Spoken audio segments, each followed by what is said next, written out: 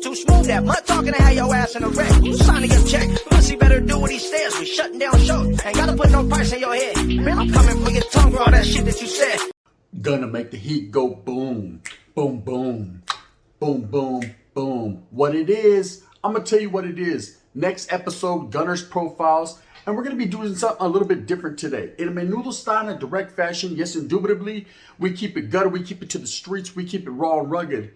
But today, I felt that if for no other reason, we should give some recognition to a man who did it a little bit differently, but also had some downfalls, also had some hardships along the way. And it's an intricate story because this is what can happen when you reach the pinnacle, when you reach the peak in your profession, and you're really striving as a grown man, and you get caught up with those around you. You get caught up in the situations that present themselves and you're not thinking straight. Sasuke, there's always the reasoning of right and wrong. You could always go down one road or you could always go down another. And this individual went down both, back and forth. We're going to get to a story right now. We're talking about, as you can tell by that thumbnail right there, yes indeedy, I wrote graffiti on the bus, Scott Oliver Hall. Reza Ramon, man. Shallow to the bad guy, man. Because you're never going to see a bad guy like me again, right?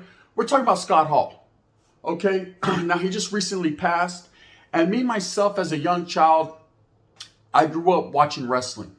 I grew up watching WWF back in the days, NWA, AWA, old school Japanese, Chinese wrestling, Lucha Libre de Mexico. I grew up as a youngster idolizing some of these individuals.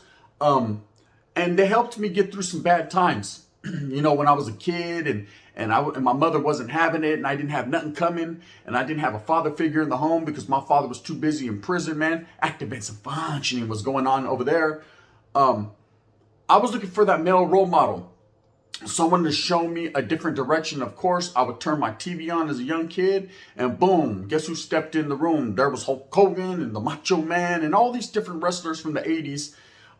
Late 70s, early 80s, and so on and so forth, okay? So this is how I spent my evenings or I spent my days idolizing these wrestlers, getting my brother in the chokehold, Sasuke, trying to break his backwards, right? But at the same time, as I got older, I kind of gravitated away, and it was back and forth. I knew that wrestling was fake. I knew it was just a bunch of fucking jotitos running around in tights, but at the same time, it was like a soap opera, man. It was like a man show. It was like something that most kids on my block were watching for the thrill, for the aggression, for the violence, for a little bit of everything. It had a little bit of everything. Okay, so along about 1958, Scott Oliver Hall was born. Okay, Reza Ramon, he would grow up to be, and several other names. But this man was born in a smaller town to a very good family. And started off his career collegiately, you know, wrestling in high school, college, things of that nature. Meanwhile, I was there like a baboso watching Ricky the Dragon Steamboat beat the holy hell out of the Macho Man, right? This man was starting to do his thing, you know, and everybody has a career choice in life. See, that's where lives take a certain turn and a twist. But you don't pay attention to what's going on around you, you're going to get left behind. But this man had a certain career path that he was aiming for. And that was something of a physical nature. You know, he was an athlete. Not everybody are born with those talents. And when you're born with those talents, you better handle it. Because the ship might fucking sail past you. Period. Or you might jump on that motherfucker like, yeah, I got it. And then it sinks like the Titanic. And then you get sucked into a wormhole. You know what I mean? You just never know. Anyways. So this man's striving for excellence. He's striving to become someone, and eventually in 1984, he makes his debut in wrestling, you know, as American Starship Coyote. Now, a lot of you guys don't remember that shit. The wind's blowing and you're much too young. But yes, this Vato used to call himself the American Starship Coyote, okay? And he had a little run with that name. That's, as you could tell by the thumbnail, he was on swole. He looked totally different. He had a big old whip. So he looked like a mix between a fucking Vato on a Yarda and Folsom and a fucking Vato named Magnum P.I. back in the days. Google it, right? Anyways, just like many other people that are striving in the wrestling business, things change over the years. And he ends up becoming the Texas Scott, was his next name that he was running with, right? And he had a nice little run as Texas Scott. He used to wear a cowboy hat, some fucking ashless chaps, and a fucking vest, right? Or any razor. This is what he was on. And then eventually he proceeded to becoming known as the Diamond Stud, which was a wrestler, and he was intermingled with Diamond Dallas Page. For those of you that know, if you don't know, now you know. Okay. And then over time, and I think it was 1992 in the WWF, he made his first appearance as Razor Ramon, man, who he would forever be known for, because this was his breakout moment. See, in life, you're dealt hella cards. Joker, and you get a Joker. Okay, and everybody knows the Joker is wild, meaning that's your one opportunity. That's your one chance. You only get one shot. Do not miss your chance to blow. Well, he used that opportunity and he blew up in the WWF. He was a charismatic character who was basically a play off of the movie Scarface, Tony Montana, man, right? So at that time in the 90s, man, everybody was hype off Tony Montana. Everybody was hype off Scarface. Dun, dun, dun, dun. Everybody wanted to be Tony until the end, right? And so the WWF felt that if for no other reason, they should play off the publicity, they should play off the hype, and they formed this character. And of course, he did it to the T. And he was a bad guy, and then a good guy, and then a sailor to the good, the bad, the bad, the good. No one knew at any particular point in time, but we all watched, captivated as young wrestling fans. Now, I know there's a lot of you out there right now that say, Gun, you're a baboso. I took you for a gangster, homie, not a wrestling fan. Well, so I guess sometimes gangsters boogie and they wiggle, right? And that's what that was. But anyways, so as the story goes, this man had a behind-the-scenes life. See, what you see on camera and the persona that they put on is not always what it's cracked up to be. Now, a typical wrestler's life, right, is hard. Okay, you know, imagine this. Traveling every day. These guys travel city to city, city to city, city to city in smaller cars. See, everyone thinks, oh man, these vatos got a lot of money. And there are several of them. Nowadays, they get a little bit more paper than others.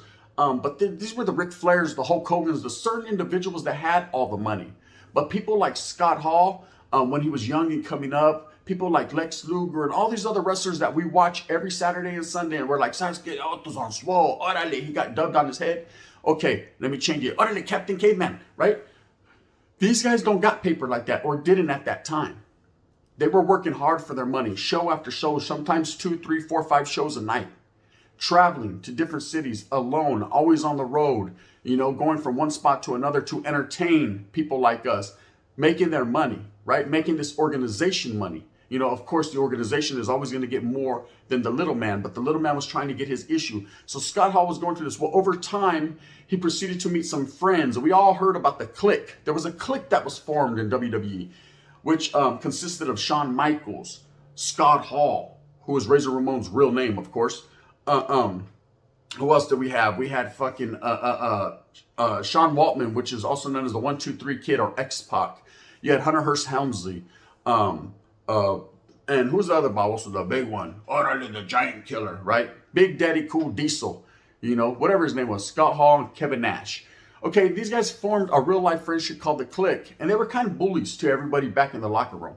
Motherfuckers didn't like them. They didn't like them because they were the gangsters of the WWE. See, these guys didn't care. Holmes, rules were not going to break their back. They were going to break the backs of the rules. They were going to do what they do. Now, along with all this traveling and all these hardships, you know, sleeping in cars and going from seedless motel to motel, roaches infested, and oh my, so I could have swore one time I was watching WWE and Shawn Michaels was doing like this and a roach crawled out of his ear. I could be wrong. Don't sue me. Anyways, they started to develop drinking habits, and not necessarily all of them, but Scott Hall, first and foremost, started to develop drinking habits. We all know traditionally a lot of these wrestlers indulge in enhancements to enhance their muscles, their body for that look. They need that look. That's well documented. It's been put out there. So let's get allegedly. I'm not going to say every single wrestler has indulged. I'm not trying to break all you kids' hearts out there. But it was rampant in the late 80s, in the mid 80s, early 90s. It was what was going on, right? Drugs and drinking became the normality of your average everyday wrestler, man. They needed something. They needed to stay inebriated while they were on the road, something to pass the time. You know, they would go do their shows late night. They'd all hit the bars, party, and some of them would drink till they passed out. Their bones were hurting, their bodies were aching. So their mentality was all fucked up. They were away from their families, missing their children, missing their spouse. Meanwhile, their old ladies are getting over there hammered by the Undertaker. You feel me? Shit was cracking. Anyways, he started to indulge, Mr. Scott Hall, Razor Ramon, in a lot of the frivolous activities. Okay, what happens when you start to indulge in drugs and drinking? You know, oh yeah, this party, fuck you, this party, yes, right, it's party time. Okay, but along with party time, also comes the destruction of your body. Okay, you start to tear your temple down after 3 days. Okay, your body can only take so much abuse. When you're in there wrestling, being a wrestler, says, get over here, right? Saz, brainbuster, Saz. When you're over there doing all that, okay, you're putting wear and tear on your body. And then instead of Sasuke taking an Advil, taking a nice good nap, maybe take a good shower, and Sasuke get a little massage, a little mamon from some piruja that you met down the street. No, none of that. The abuse of the body continues because immediately it's a pisto, a beer. Oh, Sasuke, I won, or I almost lost, you know? Then from there, it's a linea de coca. Look, coke money never hurt nobody, right? And then it goes on and on and on and progresses and progresses. A lot of these guys have very bad drug problems. That's why you see a lot of these wrestlers that are now retired die at a young age. They put too much wear and tear on their body. They didn't know when to stop. It was one big party. So one big pussy just waiting to get bumped. You know what I mean? That's what it was. And he got caught up in that situation, Scott Hall. Okay, so as he's progressing in his career, he hits the pinnacle, of course, we thought, with Razor Ramon. And I was a big fan. You know, I was a big fan, if for no other reason, like I said, because the Scarface, the way he acted like Tony Montana, just the way his persona, and I felt he portrayed the Cuban American, the Latino to the T, okay? The Cubano, stand up, much respect to the Cubano people, Latino people. And being brown and proud, I've always had that bone in my body where I got love for my gente. I felt that for no other reason, we were being put out there. So I was like, finally, Holmes, we don't have to wear masks. You know, finally, we don't have to hide our identity. Finally, we could have someone out there, maybe not Mexicano, but it doesn't matter, a Latino in any case, that's out there like, what's up, chico? Right? ¿Sabes qué? Órale, chico, let's do it. Vámonos a la verga. We were all good. But this man, didn't have a falling out with WWF. At that time, it was WWF. Now it turned to WWE. He said, okay, I'm not going to get into the specifics of that. It's none of my business. Who gives a fuck? Vince McMahon got more money than me and you. That's it. That's all that matters. But somewhere along the line, this Vato decides in 1996 to defect from the WWF. He dropped out, the very first dropout, right? He decided to drop out of WWF and join the WCW. He got a better contract. They wanted his services over there, and it was a rival company to the WWF. For those of you that don't know, here's the story. So he jams. Bye-bye, right? Kept a good relationship with WWF, of course, but decided for no other reason he should take care of his family. You know, they needed more money. It's always good in life to do an upgrade. Loyalty is a must. Loyalty is number one, but at the same time, man, if the people over there ain't doing nothing for you, such you got to pursue different avenues. Bang, bang. That's what he did.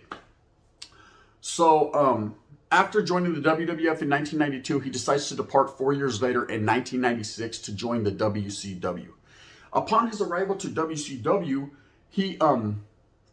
they decide, you know, they write these storylines. Everything is made up, Vato. It's not like it's real life. It's not, and people do get hurt. We're going to talk about that right now. Of course, you know, the wear and tear on the body, the party, and all that's absolutely real. But there's storylines there, and they write one of the biggest, baddest, best storylines ever. You know, it changed the world. It revolutionized wrestling, the industry as a whole, you know. It made the bad guy the bad guys, right? And that was the NWO for life, the New World Order, okay? And they use this man as an intricate piece into that puzzle. Of course, he came along and he alluded to the WWF taking over WCW, got people hooked because this was the first time you were seeing cross-branding. Two companies come together, one invading the other. Of course, a couple weeks later, Kevin Nash comes. Now everyone's ment is blown. Vatos all had hard-ons. I can't believe it. It's Kevin Nash and Scott Hall, right? And then a few fucking months later, and it comes. Orale, Hulk Hogan joins the thing. And then that was it. Vatos didn't know how to act. You know what I mean? And then I got something to our wormhole. Vatos were all crazy. You know what I mean? You thought vatos were all on scante. They were all fucking crazy, like highness. Hey, did you see it? Next thing you know, for life, everybody was wearing an NWO shirt. But that guy played an intricate part into that, and he's well known for that. Just when you thought he couldn't go any higher, he did. His career took him there because he had that persona, he had that bad guy image, but he played it to a T. In all reality, I met Scott Hall once upon a time in my life. Yes, indubitably. I actually was at the Oakland Coliseum for a signing. You know, I took my nephew. He's a big-time wrestling fan. He wanted to go see a baboso named John Cena, who I don't like, right? I don't have the same belief system. I don't believe in a lot of things that baboso believes in. But anyways, whatever. I took my nephew, and I thought if for no other reason I could go see Abdullah the Butcher, who was going to be there too. Old school shit. So, of course, we're getting our little autographs. We're going from booth to booth, and I met several wrestlers. I met Virgil. I met Ted DiBiase, and I met several other people, and listened to some of their stories that they were telling. They were telling war stories, and it was just cool to finally meet some of my childhood heroes and be around these grown men that made a lot of sacrifices in their life. See, not gang related. It's not always about gangs. Just made a lot of sacrifices in their life to gain, you know, in their career for what they've done. They weren't bad people at all. You know, they made some bad choices, some of them, not all of them. And I came across Scott Hall, and this vato was in a wheelchair. So he was sitting in a wheelchair and looked like he had been ran over by 3 buses, back to back to back. Hair all fucked up, looked like he just drank a whole bottle of fucking Robitussin. But at the same time, he was a cool dude. Shook my nephew's hand, shook my hand, kept it real, man. Just was a guy that looked like he had just hit that fucking railroad tracks one too many times and got ran over by the train, right? But didn't mean to, didn't know exactly the direction he was heading. Had a good head on his shoulders, told me a story about him and Shawn Michaels, and it was just cool to meet someone of that caliber, you know? To me, it was probably like, I remember I gave him a little rundown, a brief history of to me being incarcerated and being out, and I was able to wiggle now and things of that nature, and he was like, cool, you know? Just keep doing what you're doing, keep striving for what you strive for. And I said, you know, exactly, likewise, brother. And we actually got a picture, man. My nephew got the picture. I'm going to try to get it for you guys and post it on the memberships on Gunners Collective. Bang, bang. But there's a picture of Scott Hall like this. And I'm going, he's throwing up the 1, I'm throwing up the 4. For life. You know what I mean? That's how it was. Anyways, with that being said, I wanted to profile this individual, bro, because you guys don't understand the hardships people go through. Not necessarily in gang life. Okay? Not necessarily in gang life. It ain't all about gangs and prisons. I know a lot of you individuals watch these profiles for just that, to hear about these gang members and these people, but it's not always about that. Sometimes it's about your boyhood hero that could save you from going that route, okay? Meanwhile, you say, fuck that, man. I don't want to be like Razor Ramon. I want to go a different route, and they saved you. If not for no other reason than you watching them and you decided to go a different route because you seen he was all about also one day all drunk, but you don't know what they're going through, okay? You don't know the turmoil, the strife, the struggles, the oppression, the abuse they're putting in their own bodies. You don't know, you know, and it's a sad game. Most of these wrestlers have a hard life. If you haven't tapped into that movie, The Wrestler with Mickey Rourke, man, I recommend watching that movie. That movie tells a good story. That movie tells a harsh reality story. That movie tells a true story. So tap in one time for your mentality. Anyways, man, it's nothing but respect for Scott Oliver Hall, Razor Ramon, the bad guy. He lived his life the way he wanted to live it, and maybe some days the way he didn't want to. But at the end, man, the wear and tear on his body, all the abuse he put his body through, you know, he just passed away recently on the 14th, you know, of this month. And it's a sad thing. It was a sad thing when I seen it because I was like, damn, I had heard the night before he had 3 heart attacks. He went in for hip surgery, man, and some of the medication they gave him, you know, didn't fit good with his body. And you got to understand, this man had been going through a lot in the last few years, or, you know, maybe the last decade.